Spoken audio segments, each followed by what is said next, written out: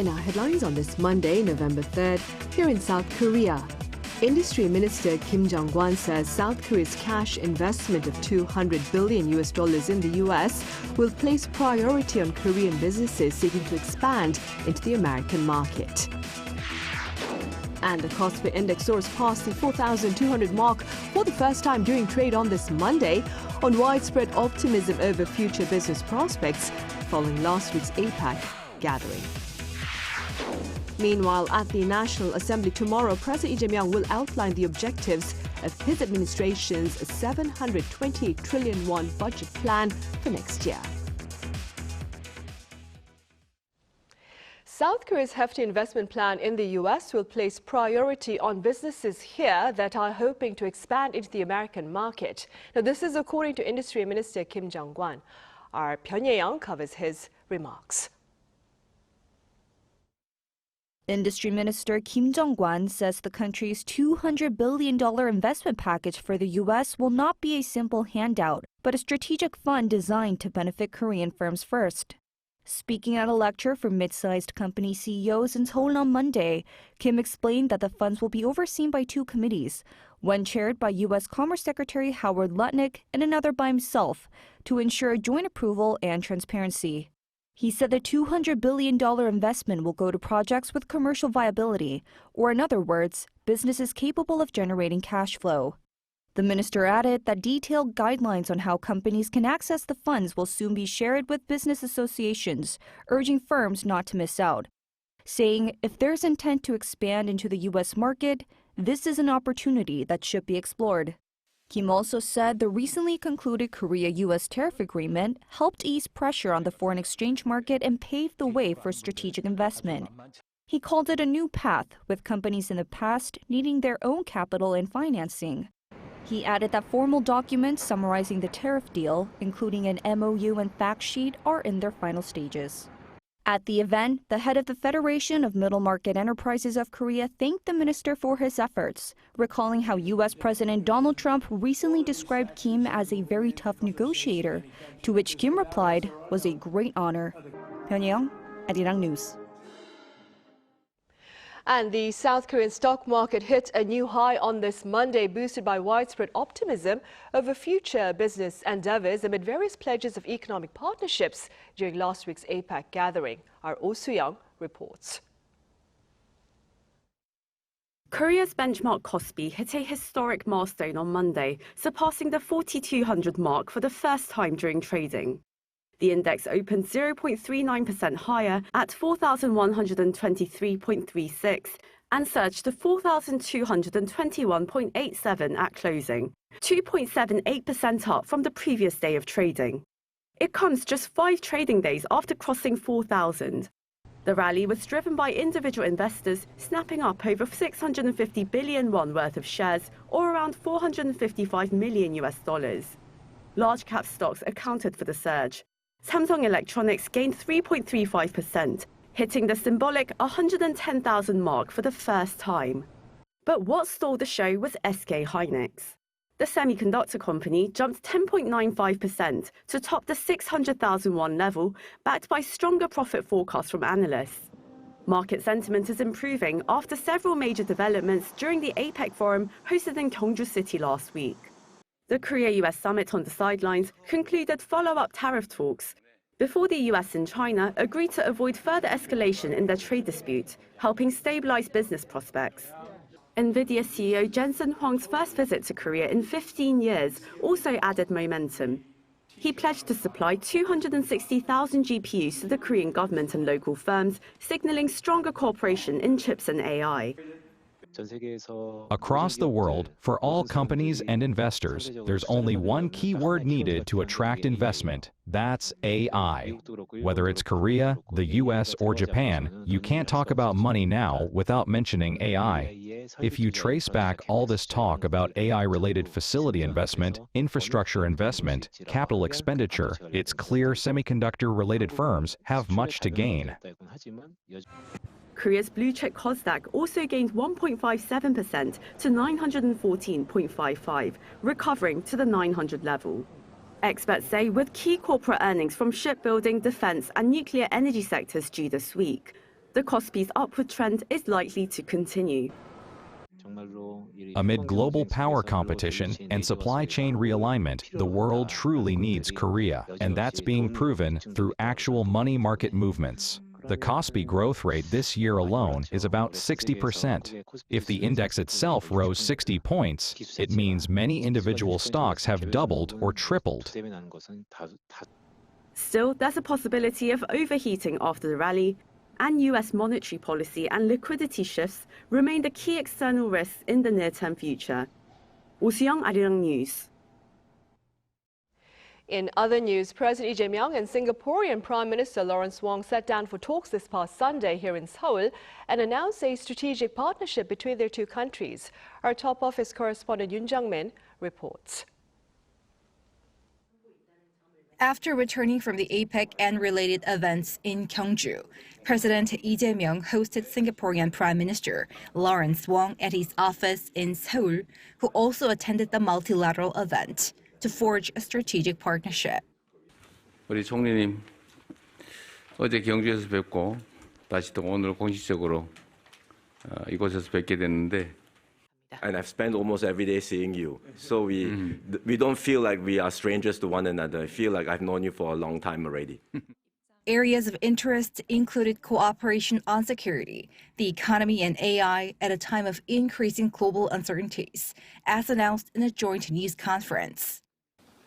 앞으로 양국은 전략적 동반자 관계에 기초하여 변화하는 경제와 안보 환경에 대처하는 한편 전략 첨단 기술 협력을 더욱 강화하고 인적 교류도 확대하기로 뜻을 모았습니다.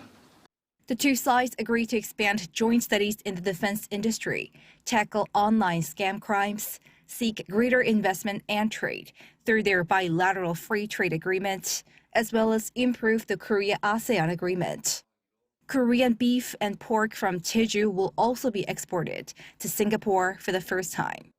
Other areas of focus were green and digital industries and regional security. In this uncertain and rapidly changing world, partnerships between like-minded countries like Korea and Singapore have become ever more vital. I look forward to working closely with President Yi on the many initiatives we have discussed today. Several MOUs were exchanged for cooperation on digital content, culture, logistics, and shipping. The diplomatic super week that began with the ASEAN-related summits in Malaysia before the APEC meeting in South Korea's Gyeongju concluded with the bilateral summit in Seoul. What's key from here is how to materialize key summit deliverables. Yoon Jung-min, Arirang News. President Lee Jae-myung says Seoul-Beijing ties are back on track. Taking to social media this past Sunday, the president touched upon his Saturday summit with Chinese leader Xi Jinping in Gyeongju, describing their discussions as meaningful, adding that they are once again moving on a path of pragmatism and mutual benefit. He underscored the currency swap deal worth 70 trillion won between the two countries, stressing that such agreements and the acceleration of talks on free trade and investment will serve to strengthen their economic partnership. President Lee is also expected to visit China in the near future, given the invitation from his Chinese counterpart. And the president is also poised to address the parliament tomorrow on next year's budget proposal. He is expected to outline the objectives of the 728 trillion won, or roughly $510 billion spending plan, and urge both lawmakers across the aisle for swift passage. The budget allocates a record amount for research and development with the focus on artificial intelligence. This will be the president's second budget speech since taking office, following his first in late June for the supplementary budget. And at the parliament on Monday, lawmakers are weighing in on the results of South Korea's hosting of this year's APEC forum, and the response remains sharply divided along party lines. Our correspondent Moon Hae-ryan has the latest. The National Assembly is divided over the outcomes of last week's APEC Leaders Summit, reflecting deep political tensions over the government's approach to international diplomacy and economic policy. On Monday, the main opposition People Power Party sharply criticized the landmark South Korea-U.S. tariff agreement, which includes a $350 billion investment package. Party leader Chang Dong-yeon called on the government to release full details and undergo parliamentary scrutiny. They keep praising themselves for reaching a South Korea-U.S. tariff agreement. But just like 3 months ago, neither a fact sheet nor the official agreement has been made public. Party floor leaders Hong An-seok called any attempt to bypass parliamentary approval a clear violation of the constitution, arguing that the deal affects citizens' lives and the nation's key industries. Opposition officials also raised concerns about financial risks, cautioning that transferring U.S. investment funds without oversight might expose South Korea's foreign exchange market to volatility. On the other hand, the ruling Democratic Party framed APEC Leaders Summit as a diplomatic triumph. Party leader Chung Cheong-rae stressed that the government's agreements must now be translated into concrete results and pledged to prepare and expedite special legislation related to U.S. investment, while hosting nationwide events to inform citizens of the summit's achievements. We will do our utmost to ensure that the outcomes of APEC are communicated to the public, including by establishing a provisional special committee for follow-up support on APEC and tariff negotiation outcomes. Democratic Party floor leader Kim Byung-gi emphasized that strategic sectors such as AI, semiconductors, and research and development were at the center of global collaboration during APEC. He called the upcoming budget deliberations a critical opportunity to strengthen South Korea's competitive edge and turn the agreements into tangible growth for the future. With both parties staking out strong and opposing positions, attention now turns to how the government will translate the APEC agreements into action, as lawmakers prepare to review next year's budget, which could determine the future of key strategic industries and public investments. Moon Hae-ryun, Arirang News. Gyeongju's hosting of this year's APEC agenda came to a close this past Saturday, and in this next report we touch upon some of the gains garnered by South Korea from this latest regional gathering. Our correspondent Park Chun-han reports. With the official events of APEC 2025 Korea now concluded, this year's meeting saw several major economic deals finalized, ranging from government agreements to corporate investment and supply contracts. The details of the tariff negotiations between South Korea and the U.S. were finalized last Wednesday. South Korean President Lee Jae-myung and U.S. President Donald Trump announced a $350 billion investment package after their second summit in 2 months. The details of the finalized deal include $200 billion in cash, capped at $20 billion a year, and $150 billion invested in shipbuilding cooperation. The two sides agreed to pursue the shipbuilding project led by South Korean companies, with profits shared equally and including not only direct investments, but also financial guarantees. In return, U.S. tariffs on Korean automobiles will be dropped from 25% to 15%. Also, pharmaceuticals and lumber get most favored nation status, and aircraft parts and generic drugs become free of tariffs. Although the two sides have agreed on the details, the formal fact sheet has not been disclosed yet. In other news, South Korea and China signed a renewed 400 billion yuan, about 78 trillion Korean won worth 1 yuan currency swap agreement for 5 years on Saturday, extending a deal that expired last month. During the summit, 6 memorandum of understanding were signed by the two countries, including the silver economy, startup innovation, economic collaboration through 2030 in the services trade, fresh food exports, and joint crackdowns on voice phishing and online fraud. On Friday, NVIDIA, the world's largest chip maker, announced a 260,000 chip supply deal with the South Korean government, Samsung Electronics, SK Group, Hyundai Motor Group, and Naver Cloud. NVIDIA CEO Jensen Huang said South Korea holds immense potential to become the region's AI hub, with the capacity to attract overseas startups to operate on a Korea AI cloud. South Korea's AI chief Ha Jung-woo welcomed the supply deal and said South Korea is now the world's third largest holder of GPUs after the United States and China. Additionally, this year's APEC was attended by 1,700 global business leaders. Corporate-level investment commitments from 7 companies, including Amazon Web Services and Renault Korea alone, totaled 13 trillion won, or about $9.1 billion, marking a significant milestone for the event. Park Junan, Arirang News.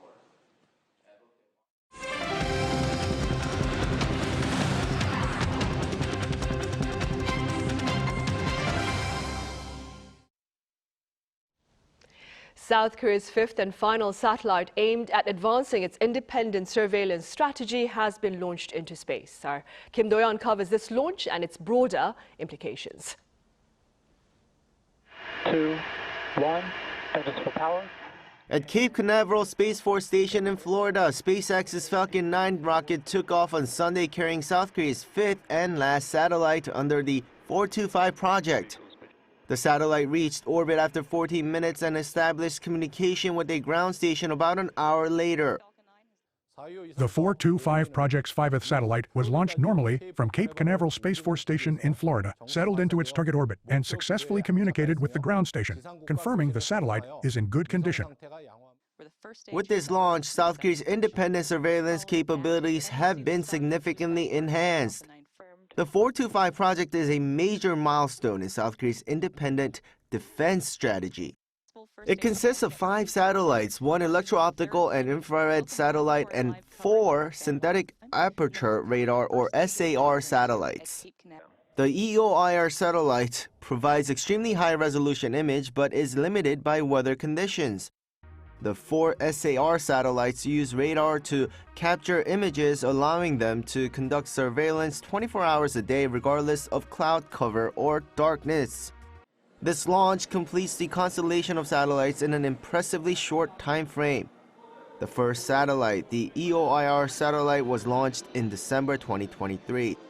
With this 5th launch, South Korea has successfully deployed its entire medium to large satellite network in less than 2 years. The first 3 satellites are already fully deployed. The 4th is undergoing its final operational evaluation. Once this 5th satellite is also fully tested, the system will be complete. Once all the satellites are operational, the South Korean military can monitor key targets in North Korea at intervals of approximately 2 hours. This significantly reduces the country's reliance on foreign intelligence assets.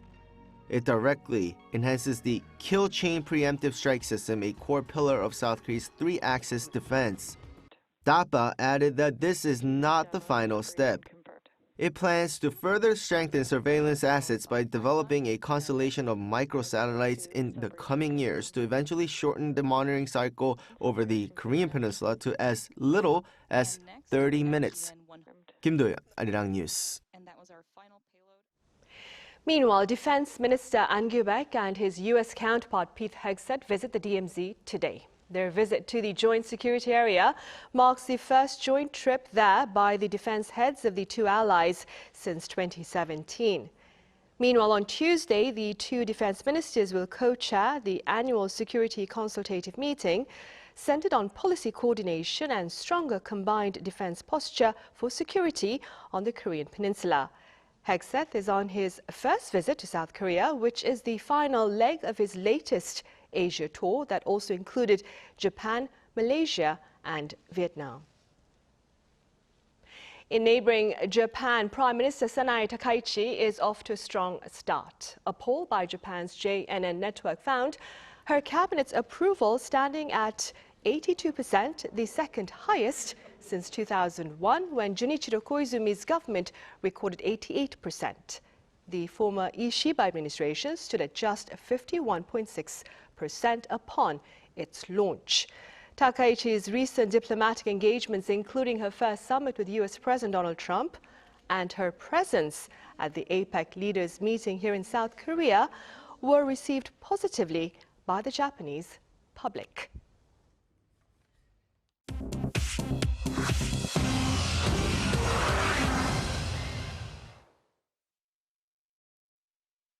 This is The World Now, bringing you the latest stories from around the globe. In England, a mass stabbing aboard a London-bound train on Saturday left 11 people injured, including a member of staff in critical condition. Police say a 32-year-old man from Peterborough is in custody on suspicion of attempted murder after armed officers boarded the train at Huntingdon Station around 80 miles north of London. Authorities have ruled out terrorism, saying there is, quote, nothing to suggest extremist motives.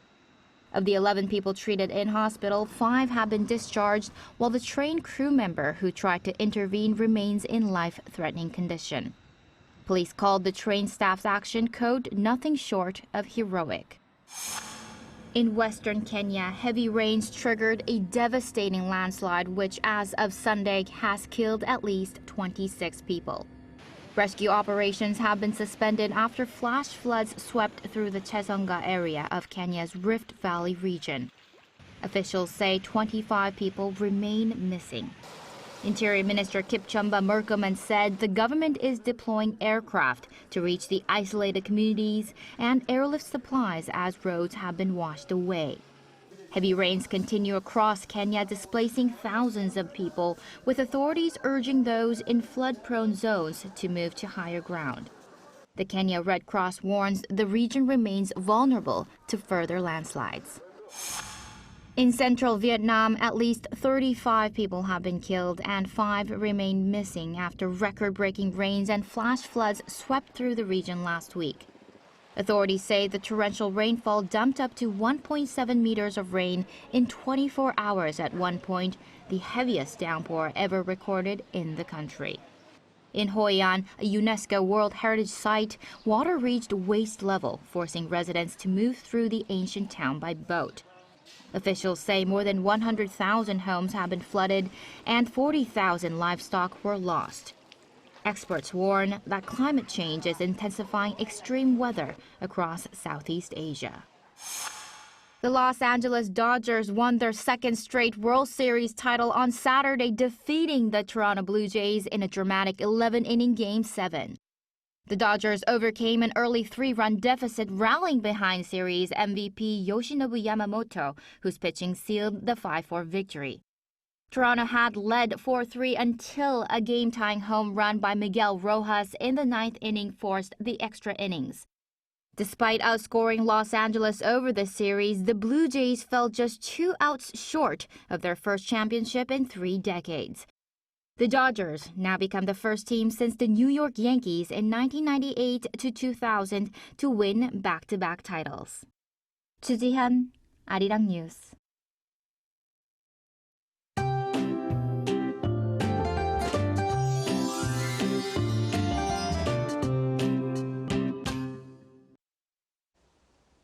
The first workday of November started off as the coldest morning this fall. Cold wave warnings were issued in some central areas, including Seoul, as well as Jeollabuk-do province and the Gyeongsang-do provinces this morning. But those warnings have since been lifted. Seoul started at 0.5 degrees Celsius this morning, and many areas saw below 0 degrees with freezing cold air. However, this cold won't last long. From tomorrow afternoon, the temperatures will start to rise. With a huge daily temperature gap, the daytime temperature in Seoul will rise to 16 degrees Celsius, a bit above the average temperature for this time of year. Tomorrow morning, Seoul and Daegu will start off at 5 degrees, Busan at 11 degrees. Daily highs will move up to 16 to 20 degrees all over the country. There's no more rain forecast for the time being. That's all for Korea. Here are the weather conditions around the world.